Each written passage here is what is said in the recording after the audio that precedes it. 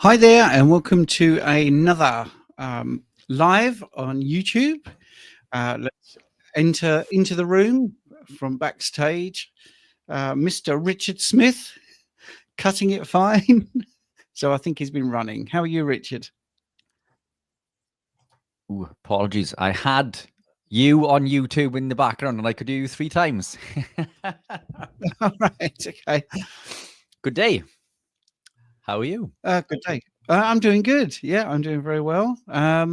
Yes, we have the ticker going along the bottom just for people, just to remind you to do what other people have done and put QQQ before your question so it jumps out at us. If you have a super chat, that really helps as well because it helps us and it also helps to get you noticed because it gets automatically starred by StreamYard, the software platform we use. So, yeah, it's been a cold day. Have you just been doing a bit of cardio? You look a little bit flushed there. No, I haven't. All right, that's your So just me, glow. just my glow. Okay, let's get straight into the questions then. We have got get fit. Why did you quit coffee? And well, that's going to be a question for both of us. I hear coffee can be harmful to the thyroid. That's not why I gave it up. I gave it up because of joint pain. And after many years of not believing that it could be a contributing factor to joint pain, I started getting joint pain. And I was doing decaf coffee, freshly ground beans, all that, mold free, everything. And I started getting joint pains, and just coincidentally, Richard was doing a different experiment, but the same experiment, which I didn't even know about. So I dropped the coffee, and my knee pain and my pain in my feet, basically my five-a-side football. This is the easiest thing to explain it. I really thought that my boots were too small. Maybe I'd left them out. I hadn't looked after them properly, and they're really tight and really uncomfortable. And that was inflammation, actually, because as soon as I stopped the coffee, no problems whatsoever with the boots, and also the knee pain, which I was experiencing after the match, going up and down stairs, that went. And then I reintroduced it, the coffee that is, to prove that it was the acrylamide in the coffee, not the caffeine, by the way, because it was decaf. Put that back in, and the joint pain came back. So it's if I do ever have a coffee, it's with informed consent that I do that. So Richard's got his own story, and then we'll talk about the connection with thyroid. But so that's my story. What's yours, Richard? Yeah, as you know, pretty similar. I am pretty strict in regards to a ketogenic or carnivore way of living. Always looking for those additional levers to pull in order to improve my health, well-being, longevity, and athletic performance. The only thing in my diet that I could deem to be possibly not optimal at that time was coffee, but I always looked for the positives in coffee, and I would always argue for the benefits of coffee. And it does have benefits, by the way, which we can get onto later if you like. But I would argue those benefits over the negatives. But eventually, those negatives caught up with me for exactly the same reason you just mentioned. Coffee is high in a compound called acrylamide. Acrylamide is a potent neurotoxin, and it's a toxin that has actually been there's a warning on it in California, or it was in 2018, but it's since been taken off. In the same way that the UK have warnings in regards to cigarettes causing cancer, anywhere serving coffee had to put a warning on saying it contains acrylamide and may cause cancer. That's not the reason I took it out. Because acrylamide is a potent neurotoxin, it was affecting my legs, and it was giving me severe pains. And one day in my little girl's sports day, I was racing the other parents, and I drew. It was a draw with me and another parent who is a professional boxer.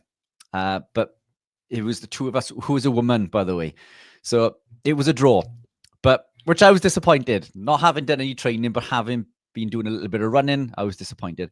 But this was filmed, and watching the replay, I could see that my gait was out. I was doing something with my leg that I wasn't aware that I was doing when I was running. And over the next couple of days, I noticed that I was losing control of my leg to the point where I started to trip up steps when I was walking up a staircase. And the pain was excruciating down one side of my leg, and I lost a lot of mobility in my leg. Now, I was drinking a lot of coffee, for full disclosure. So I was drinking 4 to 5 cups per day, but I had a proper coffee machine, bean to cup coffee machine, commercial one. So I made this fantastic coffee, and I've always been a lover of coffee. But I would put two double shots in each cup. So I was consuming the equivalent of 15 to 20 cups each day. Acrylamide is accumulative, and it caused this neuromuscular damage within my leg. And yeah, pretty scary when you're fit and healthy and suddenly you can't walk up the stairs. So I dropped the coffee. I ran a half marathon 2 days later, and it was still there the next day.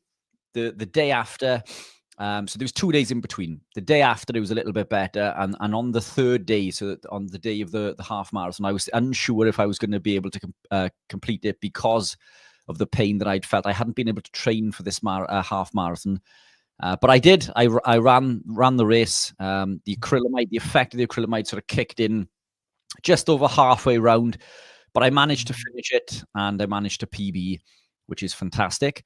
But I haven't drunk the coffee since. So it's, a potent neurotoxin for me, and something that as much as I love and I'm highly addicted to. I love coffee. I love the smell of coffee. I love the ritual of drinking a cup of coffee.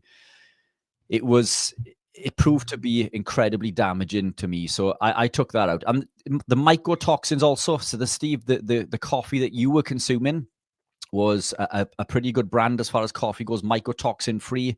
And this is how we know that, this is a problem of the acrylamide and not the mycotoxins, as the effect of mycotoxins can be pretty similar. Yeah, absolutely.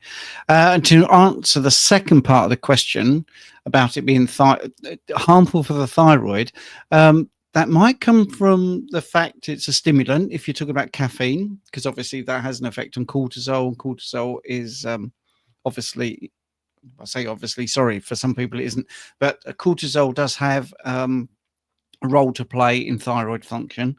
But you also get some people believe that it will impact the uptake of iodine.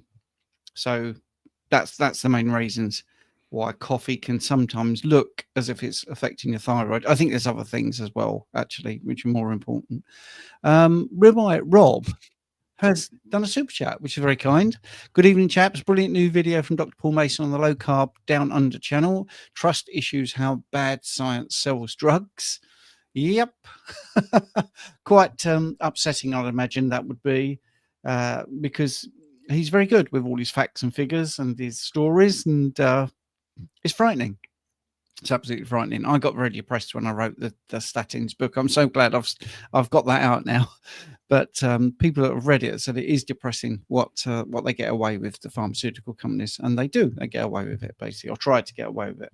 Right. Aaron is saying, I'm following a carnivore diet, and the only carbs I consume come from organic, raw, A2 grass-fed and finished milk. I drink about 1 litre a day, which is around 48 grams of carbs. Is this okay? Thanks. Yeah, my opinion, Steve, is I think it depends on how you are reacting to the lifestyle, Aaron. I work with lots of people who gravitate into this from a low carb perspective, and then they gravitate into a dirty keto perspective, clean keto, and so on and so forth. All of these different terminologies. Each and every one of them sees benefit. The deeper they travel down the journey, the more benefit that they see. You may be functioning and thriving on this lifestyle, and if that's the case, then fantastic. Then there'd be no need to change. At 48 grams of carbs, though, that is well up to the upper limit of your body's ability to be ketogenic within a day. So we teeter in and out of a ketogenic state, even on a carnivore diet. So we can think of a carnivore lifestyle as being a plant-free ketogenic lifestyle. When we eat, obviously we break this ketogenic state.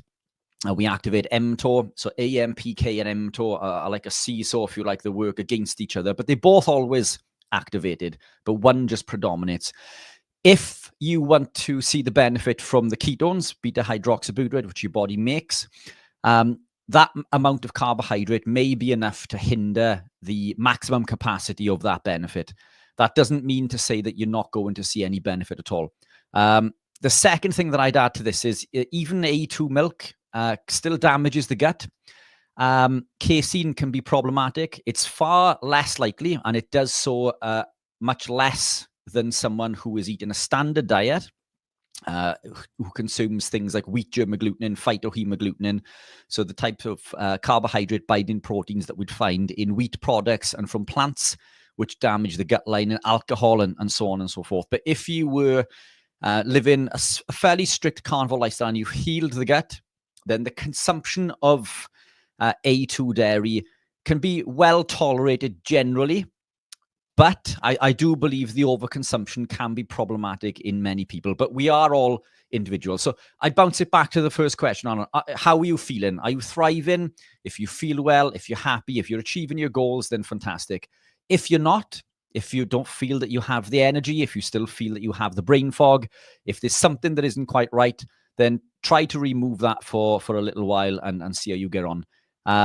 Friends of mine, friends of Stephen's, they consume A2 dairy, but they used to consume it every day.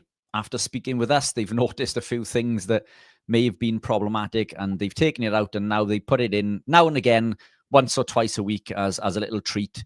But there are far worse things to be consuming, by the way. I'm not demonizing A2 dairy. I think it's absolutely fantastic. I don't drink it. I have drunk it, and I would if I went over to a friend's house and they offered me a glass, fantastic. But I don't go out of my way to buy it. And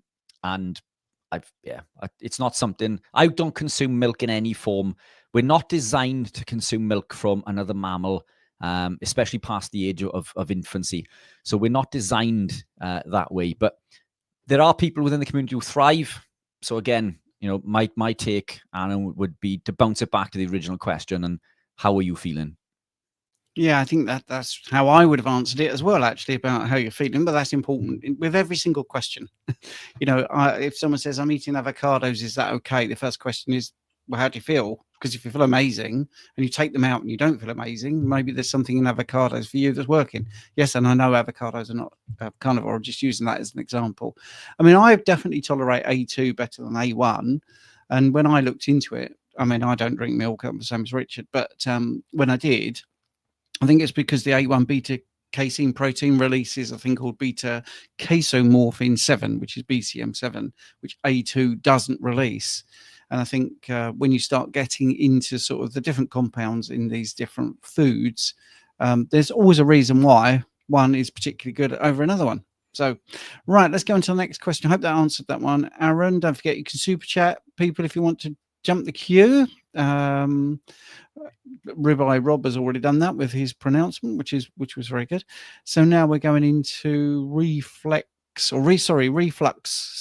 Reflux sucks. That's a good name, isn't it?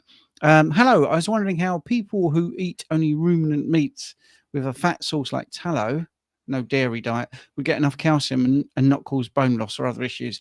Now then, if you take out the word people, right, and put in lions, okay, lions seem to do okay. Lionesses. They don't have any milk, really. They don't have any yogurts or anything like that. So lions and lionesses seem to be able to produce enough milk for their young, don't they? And they don't have calcium supplements. So in the wild, there's no calcium supplementation for animals that eat muscle meat. So that sort of shows that we're getting enough calcium. It's the same for long-term carnivores. They don't have problems. In fact, their bone mineral density goes up rather than down. So I don't think there is an issue, really. We don't need to get extra calcium from, like we just said, from dairy, because if we eat this way, we seem to be able to produce enough. Yeah, 100%. And in fact, I would argue that excessive amounts of calcium could potentially be problematic for some people, unless you are hyperthyroid, because you have a trouble retaining. It increases reabsorption or resorption, which is the release of the calcium from the bone. But if we look at bone in general, we think of it as being made up of calcium but it is made up of calcium. It's made up of phosphate also, salt, and other minerals, but it predominates protein. Protein makes up 40% of the dry weight of bone. So it predominates protein, and we can think of bone as being mineralized protein. So protein is the biggest confounder, and we know from studies done on groups of people who suffer with osteoporosis over the age of 65 that when they increase protein, they reverse osteoporosis, irrespective of increase in calcium. The reason that we're told to add calcium if we suffer with things like osteoporosis is to slow down bone loss, but that's all it does. It doesn't send that calcium into the bone. It just means that the requirement for calcium within the body is used from that supplementation, so it takes less from the bone through to that reabsorption. But yeah, it's protein, phosphate, calcium, sodium. Those are the things that we need. But animal proteins contain it in abundance. I think beef contains what is it, Steve? 17 to 20, depending on the cut, milligrams per 100 grams. We wouldn't typically eat just 100 grams of beef. It would be, a 12-ounce steak, or let's say 500 grams. So we can multiply that figure by 5 comfortably. If it's me, I eat closer, if not over, 1 kilogram of beef per day. So we get plenty of calcium from the diet. And calcium is used in the cell at roughly a 1-to-1 ratio with magnesium. So the issue with the overconsumption of calcium is that it can deplete magnesium. It also causes depletion of potassium. So it increases the potassium's rate to lose the potassium. So it puts everything else out of whack. So it's not something that I believe we would have consumed in abundance. Can you imagine cavemen keeping chickens as pets?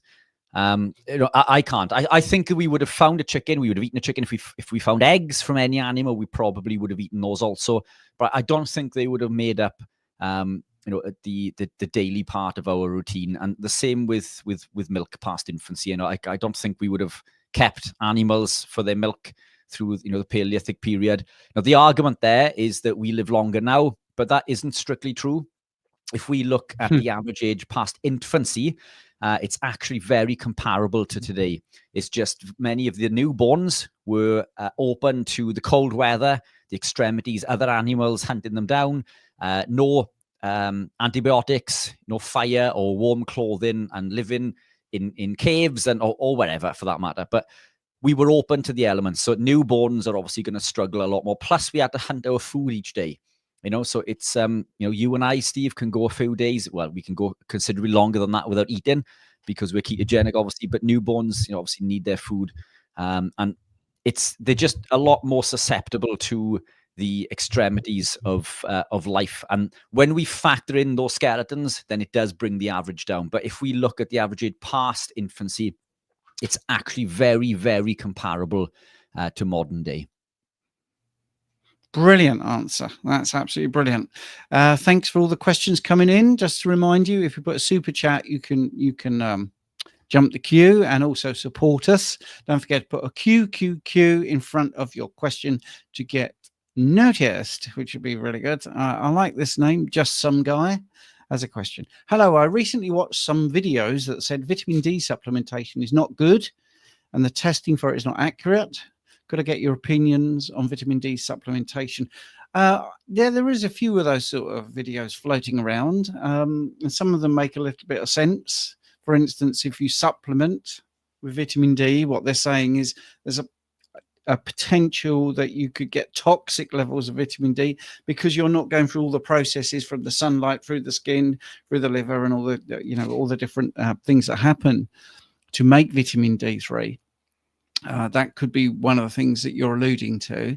Richard and I think we're on the same page, but we both talk about nitric oxide and sunlight. Yes, it does produce vitamin D3, but it also produces nitric oxide, which is possibly the reason why people are healthier. But to answer your question in specifics, the testing being not accurate, this is because a lot of people buy into the fact that 25-OH, which is what is tested, isn't particularly nuanced, but it is the best thing that we've got, because if you measure vitamin D2, for instance, ergo calciferol, that's coming from plants. and then you've got cholecalciferol, which is coming from sunlight.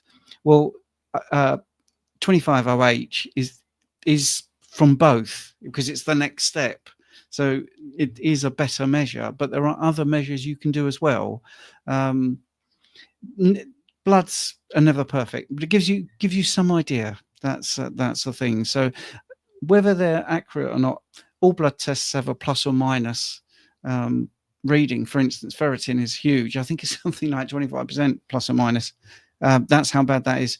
I can't remember off the top of my head with vitamin D, but I think the error is about 9%. It could be 5%, something like that. But anyway, it's as good as it gets at the moment. It gives you a trend as well. So if you use a lab and that lab obviously uses the same machine, and you give your blood at the same sort of time of day, and all the other things are the same, and the reading is, let's say the reading is out by 10%, so it's showing you 10% too little, and then the next time you test, your amount has gone up, that will be reflected, but still be maybe 10% out. But at least you'll see a trend, which is why I'm a big fan of having maybe 3 or 4 blood tests before you really make any decisions.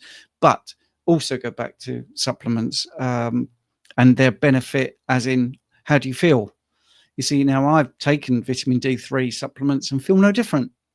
Feel absolutely no different. I've been lucky. I've had a decade where I haven't gone to the doctor. I wouldn't even know what my doctor's name is, to be absolutely honest with you. So I've had periods where I've taken vitamin D and I haven't taken vitamin D. I think possibly the addition of K2 might be beneficial with bone mineral density, but then if I eat cheese, I don't need to do that. So I think it's a big subject. It's a big topic. Maybe we could do, just one particular session on vitamin D. But I know, Richard, you've got a lot to say about it as well, haven't you? Yeah, I think a live dedicated to this might be worth it. It's if we look, and you touched base on this, if we look at the benefit that we see from vitamin D, vitamin D is a surrogate marker of being metabolically healthy. So people who are metabolic healthy have good levels of vitamin D, and take from that level what you will. As Stephen will tell you, that levels mean very different things depending on the diet and lifestyle that you live. But if you're metabolically healthy, generally vitamin D is higher. Does that mean we can become metabolically healthy if we take vitamin D? Well, the answer is no. And when we look at the impacts of vitamin D, or the research that says the vitamin D increases longevity and does all these magical things, what it's actually doing is the UVA, UVB rays, when they hit the skin, increase nitric oxide, which is a potent vasodilator, and that is directly correlated with longevity. As a surrogate marker, the vitamin D increases alongside. So it's not actually the vitamin D that's conferring all of the benefits, it's the increase in nitric oxide. Now, that said, that doesn't mean vitamin D isn't important. It's incredibly important. Do we need to supplement with it is the question. I mean, vitamin D is found in abundance in animal proteins. And if we live in a carnivore lifestyle, I know that I'm genetically predispositioned to process vitamin D from animal proteins more than I do from the sun. And I think this is to do where I live in the world. If you live closer to the equator, then maybe you're genetically predispositioned to create it better from light sources, UVA and UVB. But either way, supplementation, I think it has a place potentially. Can we take too much? I think we can take too much of anything. Too much water and we drown. I know that's a simple analogy, but it's a very nuanced question, isn't it? I'm not against supplementation for certain. I wouldn't tell anybody not to supplement, but it comes back to what we've just said, the other 3 questions, I think, Stephen. How are you feeling? If you're feeling fantastic, then why look elsewhere? If you're not feeling brilliant and you're looking for levers to pull, then that could potentially be one. Maybe you are lacking in vitamin D. And there are lots of complex pathways that go into this, but there are other ways that we can. Everything within the body is closely connected. We mentioned, or you touched base, Steve, when we spoke about cortisol and thyroid. Everything is connected. Once one of those systems is affected, everything else goes out to kilter, especially when it comes to things like cortisol and thyroid, particularly anything that the pituitary deals with, because there's so many things that are downstream of the pituitary. So if we damage that, for example, lots of things are out of whack, and it could present itself as being a thyroid problem, but it may not be a thyroid problem. So my point to this is that just consuming one thing may make you feel better, but it's part of a complex system of things. Cortisol is incredibly underrated. We speak about cortisol a lot, but I don't think it gets the airtime that it deserves. But any of the avid listeners will know that I seem to mention it an awful lot lately. But this is for good reason. Cortisol controls many systems in the body. As Stephen mentioned, it plays a role in thyroid function, but it really importantly, it also plays a role in gluconeogenesis. It's responsible for 80% of the glucose that we make naturally. So if we are not consuming exogenous forms of carbohydrate, we need our HPA access, which is how we create the cortisol in order to function. So for that reason, I don't think we can pin down to just one thing. I'm a lover of blood tests. I think I test mine very regularly, but you can't look at one thing in isolation. You need to look at the full picture. And this is where Steve comes into his own. And I think I genuinely rank Steve as number one in the world when it comes to bloods on carnivore, especially. I think no one knows bloods like Steve does for a carnivore lifestyle. They do look very different to a normal panel, but normal people are sick and we don't want to be sick. We don't want anyone to be sick, and that's very kind of you. Thank you for saying that. That's really nice. The check's in the post. Talking of which, Aaron has offered a super chat. Thanks, guys, for the advice. I went live for 3 months, felt better, including, I think, A2 milk and other meats. So I'll keep going unless I get any issues. Yep, that's a spot-on answer. Absolutely. Halfpenny has also put a £5 super chat in.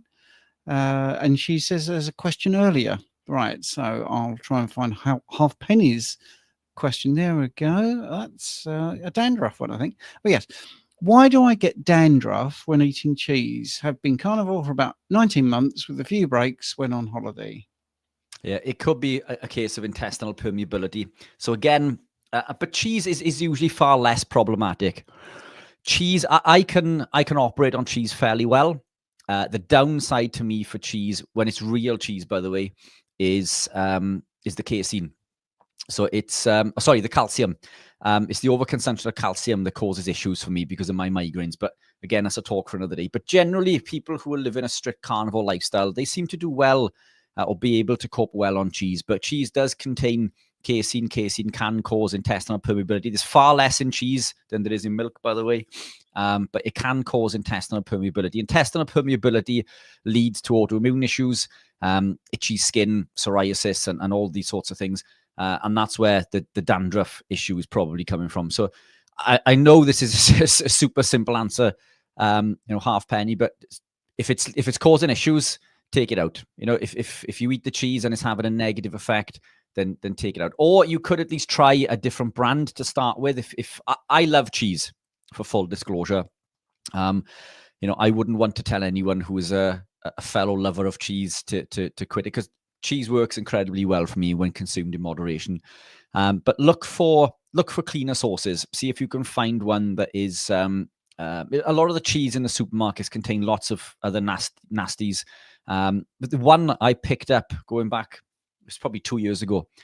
It was red Leicester cheese, and I bit into this. And I thought, this doesn't taste right. It tasted like plastic or rubber. And I looked at the ingredients, and it was red Leicester flavored cheese. And they put 2 other ingredients in there, which came from some tree. I can't remember what the tree was, in order to give it that flavor and to give it the red color. And in fact, they may have put something else in. But basically, this cheese had a list of ingredients on there. And it's like, I just want cheese. I just want cheese. So check out the ingredients. Make sure that the cheese you are eating is a quality cheese to begin with. And if it is causing issues, either just accept the repercussions if you eat it, or try to take it out. I think is that would probably be my best advice. Yeah, I suppose I wouldn't mind adding something just a little bit obscure. For some people, dairy does seem to change their hormonal balance. And this takes me back to when I was at school and I learnt this word, but sebum production can go up and skin cell turnover can increase. So you could be one of those very rare people that does have a hormonal sort of allergic reaction to cheese. And that Again, could cortisol related. Yeah. Yeah, you see, this is it. And you do get that level of inflammation. I mean, dairy is problematic for people in general. If anyone's not losing weight, for instance, there is a reason because of the odd chain fatty acids and the fatty acids there can also cause excess sebum for some people if they're overeating it, which is why we recommend not to. Right, let's go to the next question. So thank you for that halfpenny. I think hopefully that answered your question. Let's get rid of the ones we've already answered. Right, carnivorous dude. It says, I'm currently on an extended fast. I want to go for 7 days water only. I have done several 2 and 3 day fasts. What do you do for random acid reflux? One of the easiest things to do on a water fast when you have a little bit of acid reflux, which doesn't make much sense, does it? Because you're not eating anything, is to have warm water rather than cold water. That can reduce it dramatically. Cold water, when it enters your system, does have an effect. And I used to do this with people that were running and try to get them to not have, someone would turn up with their water bottle and they'd iced it up. Oh, it's nice and cold. It's nice and cold. And that actually has an effect on your performance overall. If you're getting into, like I say, I was training somebody at Olympic level. When you get into sort of nuances of seconds and minutes, if you're talking sort of long distance, the difference, when you drink cold water, your body spends energy warming up the water to get it to a homeostatic level with the temperature of the body. So you might be finding that. The other thing is, if you are fasting and you are just drinking too much, that can also be problematic. And because you're drinking to get away from the fact that you want to eat, so you drink as a replacement. If you're drinking too much water, then obviously that can cause a problem as well. I don't know if you want to add anything, Richard. No, I think you've nailed it. I think what I would add is if you are carnivore, got to get in there. If you are carnivore, I do believe that there's no requirement to do 7 days of fasting to reach max autophagy. I do believe that we can achieve this a lot sooner. The reason that people do sort of 5 to 7 is because it takes somebody from a carb background in order to achieve max autophagy. But being carnivore already, you'll achieve this in 3 to 5 days comfortably. In fact, I'd argue 3.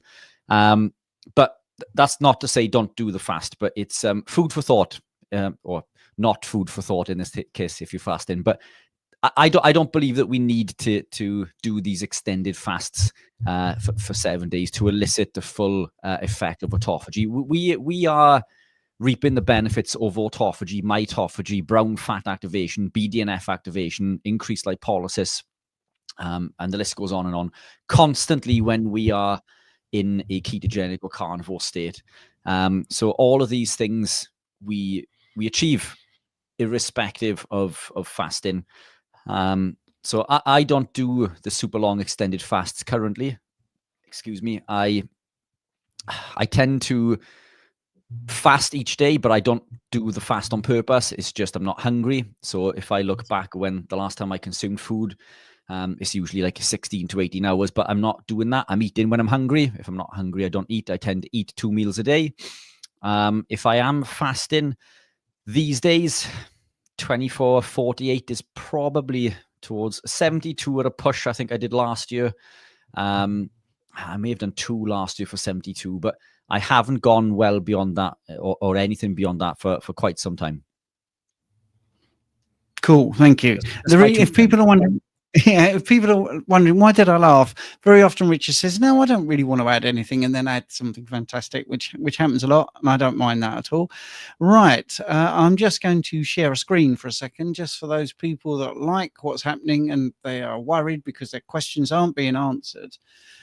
We give full and frank answers to everything. That's what we do, and we do 30 minutes after this hour. So in half an hour's time, we'll be in our school community and we'll be doing a live, you see. So if you decide to join our school community, we have half an hour tonight after this, which finishes in half an hour. And also we then do another hour tomorrow night. So you get your questions answered. And then, so there you go. That's tomorrow, and that's this evening. What we're doing now at 7 p.m. and there it is at 8 p.m. But there's loads of other stuff as well. There's loads of courses, loads of free ebooks, lots of things to study, and there's also a community where you can ask lots of questions. And if you want to join the school community, I will put a link in the chat for you in a second, or I think Richard might be doing it anyway. Right. So if you put a question in and we haven't got to it yet, you'll notice we do answer them properly. So we're going to go to the next one there. I will put a link in the chat because this one is for Richard. Richard, hello, everyone. Richard, can you explain how someone can look 3D with full muscles, the effect that carbs can give? Yes, and apologies. I was indeed looking for the link, and that is in there now. Yeah, so look, it's carbs from a standard bodybuilding perspective. We know fills, it stores in the muscle as glycogen.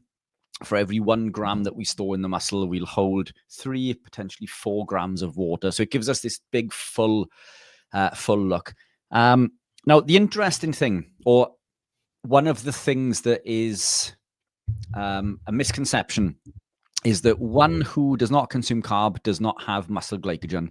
And this is a fallacy. It does take time to upregulate the systems and enzymes and pathways in order to do this.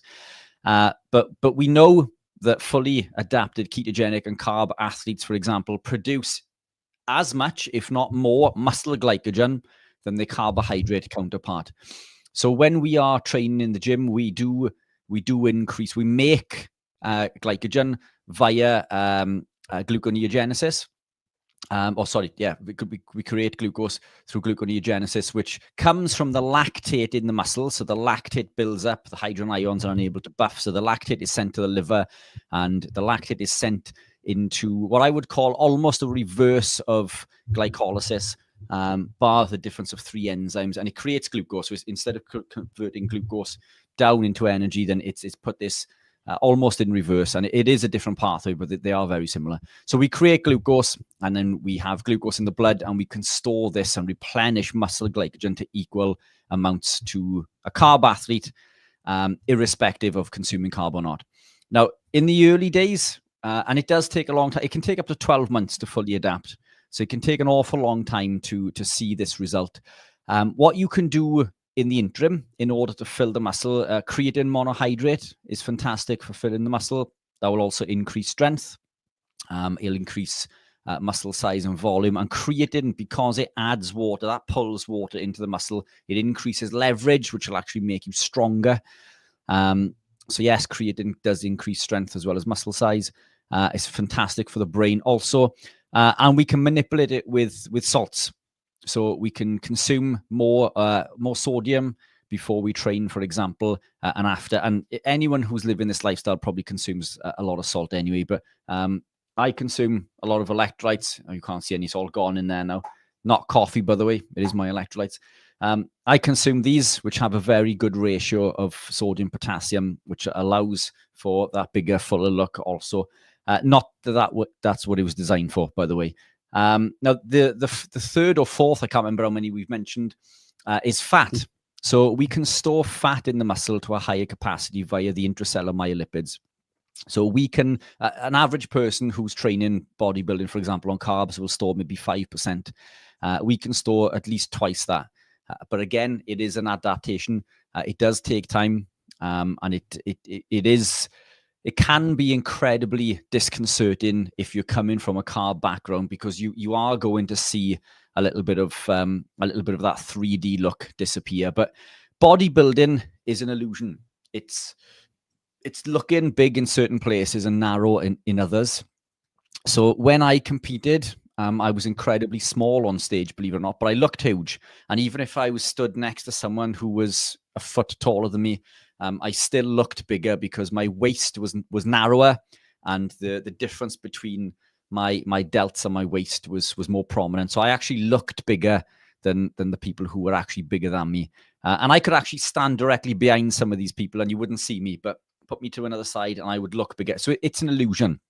So don't be scared to lose a little bit of that bulk.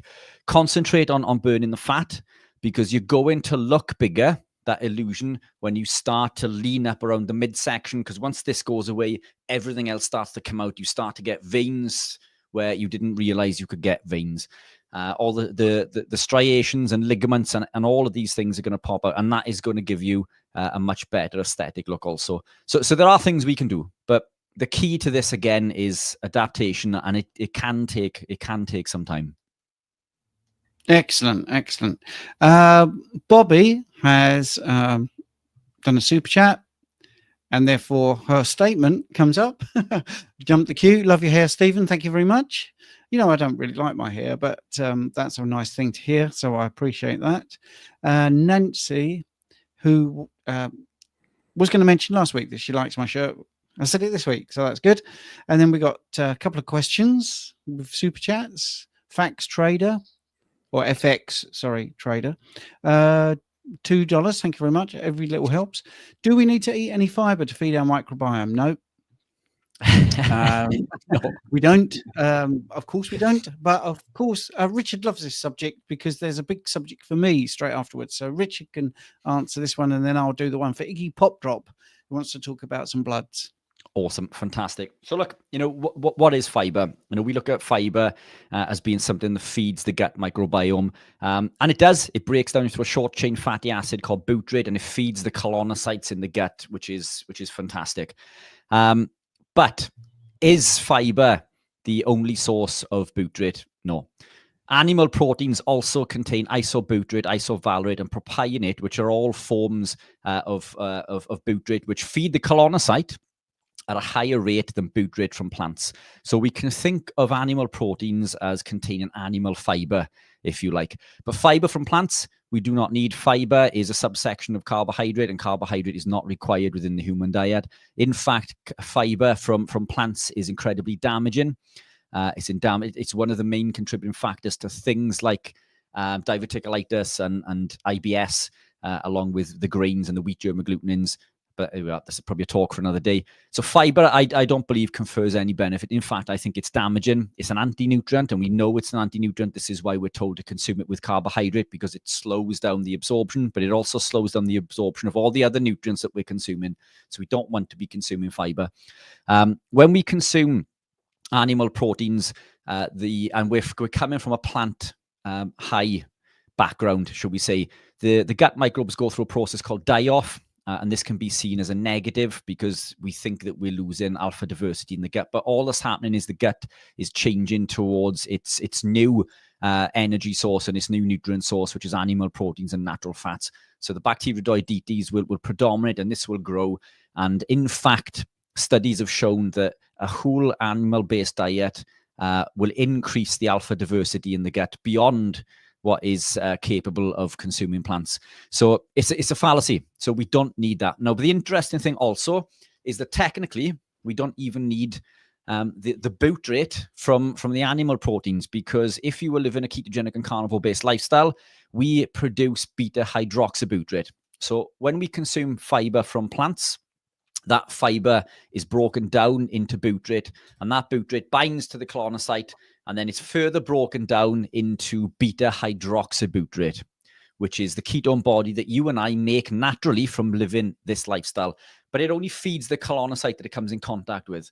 But when you are ketogenic and carnivore, the beta-hydroxybutyrate, the ketone body, is rushing through our veins. And that feeds every colonocyte in the gut, not just the one that the fiber was in contact with.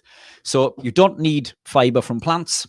We have butyrate from animal proteins, or what I'd call animal fiber, but it doesn't matter anyway, because we also create beta-hydroxybutyrate, which feeds all of the colonocytes in the gut through the blood in our body. So that's a long answer to Stephen's very straight to the point answer, which was no, we do not need fiber.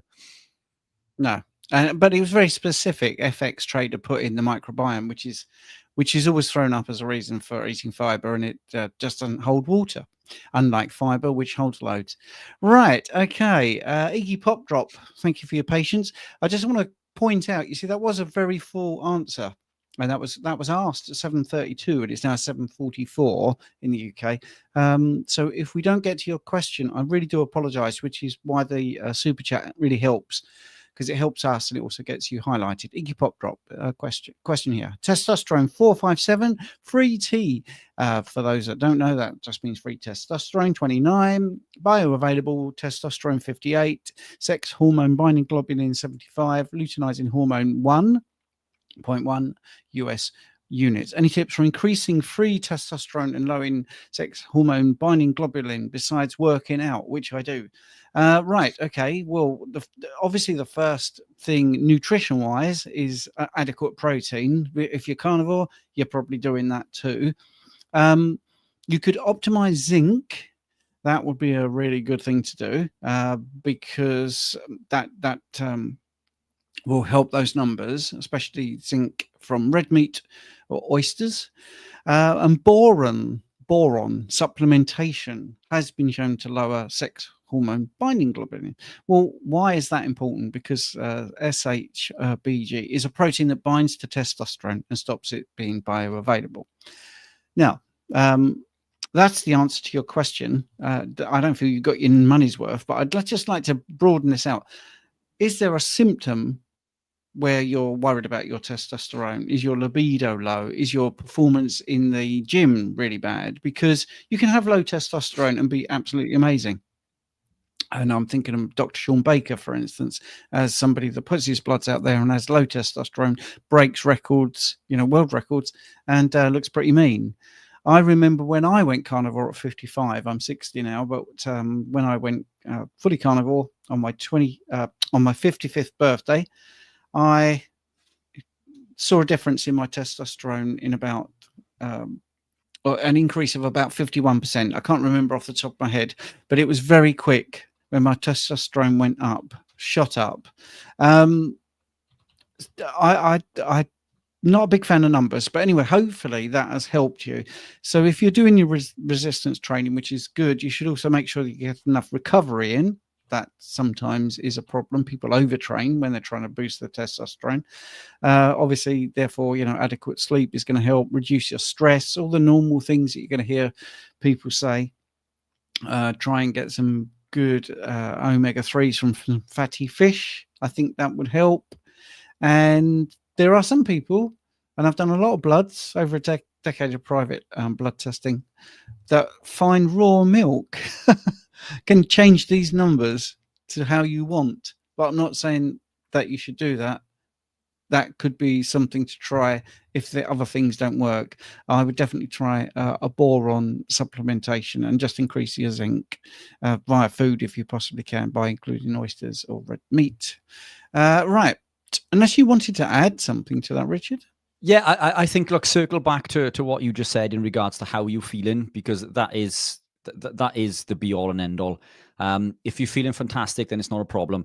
Testosterone, it's common to increase in the early days on carnivore lifestyle, but it's also common for it to tank once you've been carnivore for so long. And that's not a bad thing. It doesn't mean that testosterone isn't being used. It's just your requirement for as much has become less. In the same way that insulin does. Insulin drops because our requirement for it is less because we're not consuming as much sugar.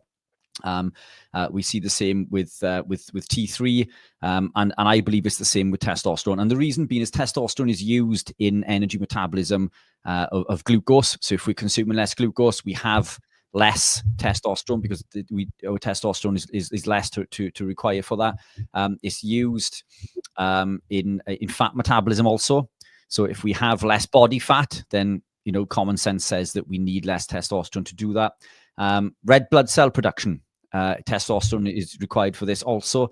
And we know that living a ketogenic and carnivore-based lifestyle, that our reticulocyte count goes down, which means that our red blood cells live longer. Therefore, our requirement for red blood cells is a lot lower. So there are lots of factors going on in regards to this. And again, coming back to a point we made earlier in regards to ranges, we're not the average person. We're not the normal person because we live a lifestyle that is deemed outside of the normal ranges. But what I would say is if your testosterone is low, but you're not suffering with any of the issues that Steve has mentioned, then, I don't believe it to be a problem.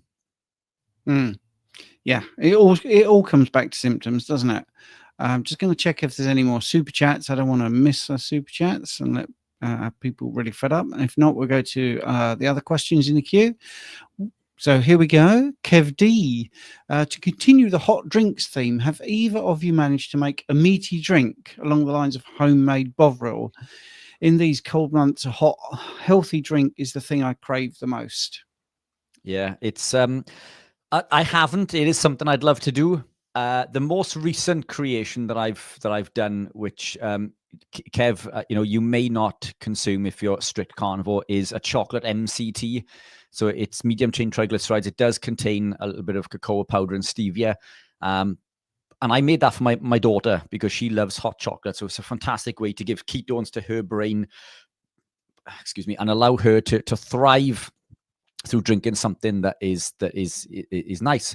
Not meaty, obviously, a complete opposite. What I do occasionally with this is bone broth. So I stock bone broth by another company. It's a third party product, but it's a fantastic product. And I add that to hot water.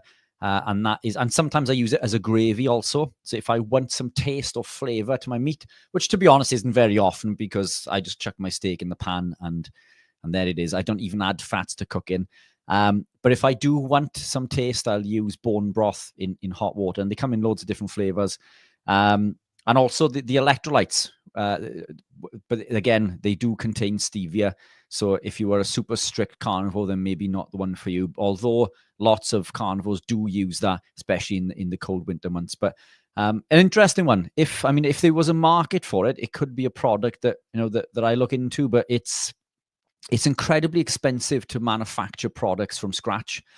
Unbelievably expensive. But if there was a market for it, and we put this out for the unflavored electrolytes, Stephen, didn't we? And the community came back, and there was a demand for it, so we created them.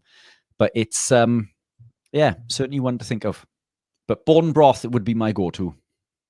Yeah, excellent. Let's go to the next question.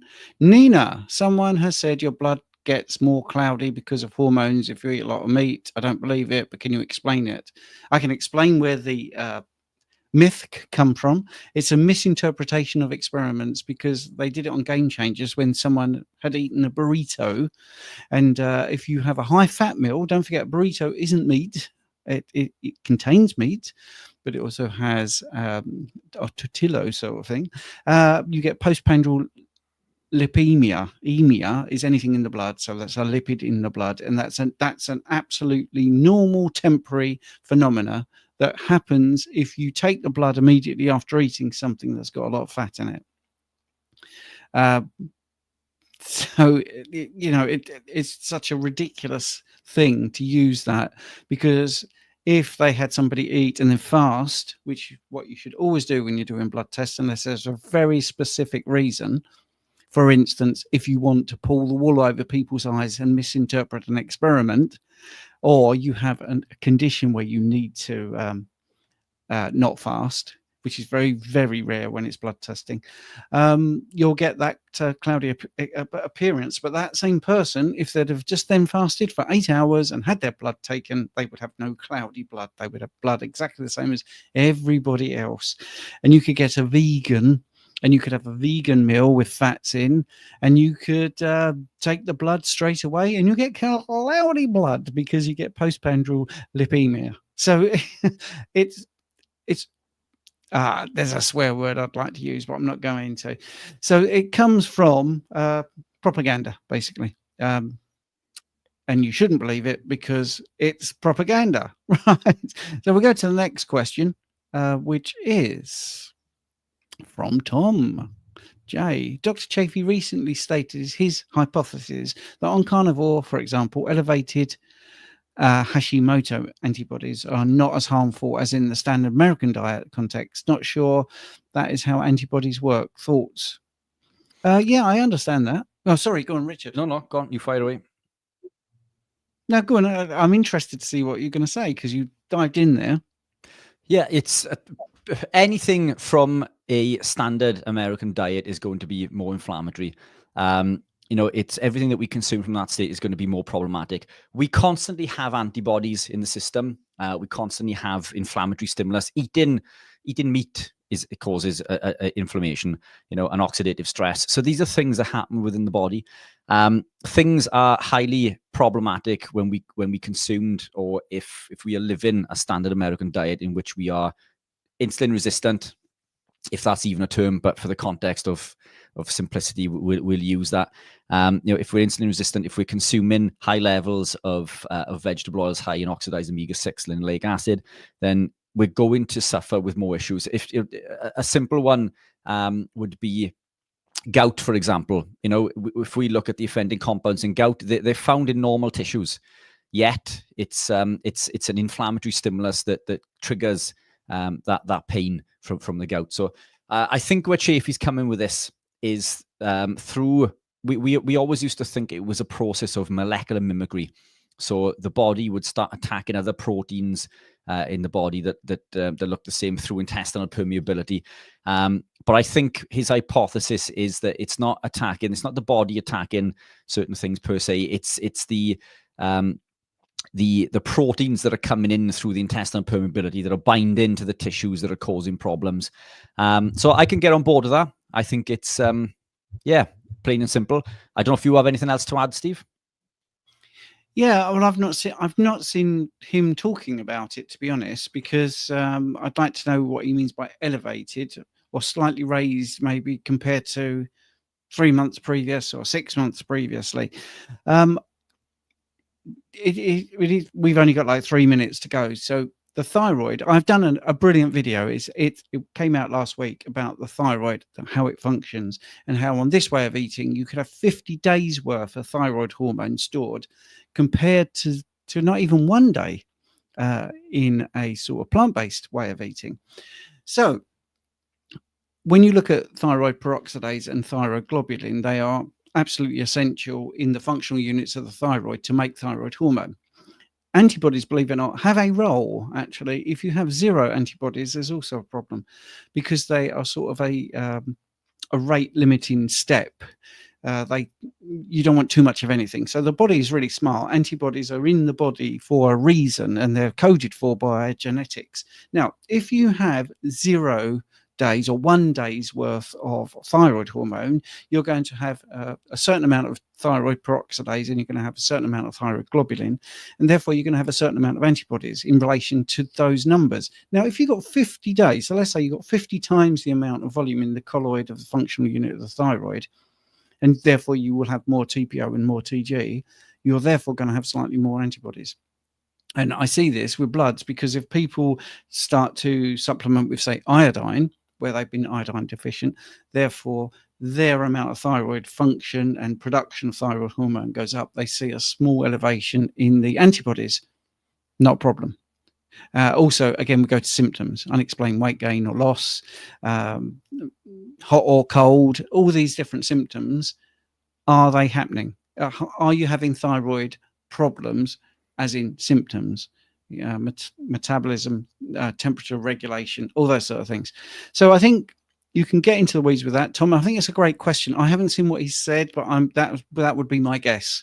Is that what he's talking about? But I can't speak for Anthony. But that would be my guess, and I liked what Richard said. So could add those two together, and it'd be fantastic. So if we could put the link again in the chat, Richard, for the school community.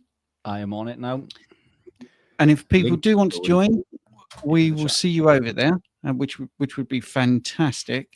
If you do go over and you're thinking, well, I'm here now, how do I get in to see the next half hour? Well, always go up to the calendar. Let me hide Tom's thing there, so you can see. In fact, Steve, you don't even need to go to the calendar. If you click on that little live, it'll take you straight there. Yeah, well. Yeah, super simple. Yeah. But I'm just saying, for anyone that sort of joins, if that isn't there, this is how you do it next week. If you want, or tomorrow night, there's Mondays at 8 o'clock. And anyway, here's tonight's. So we're going to log off. We're going to get rid of this screen share. I'm going to say thanks to everybody for coming on here at YouTube. If you can't make it onto the school, then we'll see you next Sunday. Yeah, fantastic. Just to add to that quickly, Steve, quite often we take these questions over if for people who are coming over to the school group. So if you've asked a question and it hasn't been answered, we do get through all of the questions in the next 30 minutes in the school group. So fingers crossed, we'll see you guys there. But thanks very much. Have a fantastic evening. I'm just double checking. Keep up the good. Oh, yeah. Trader Monkey has said $5. Keep up the good work, which is really nice. Thank you very much, and we will see you over at school.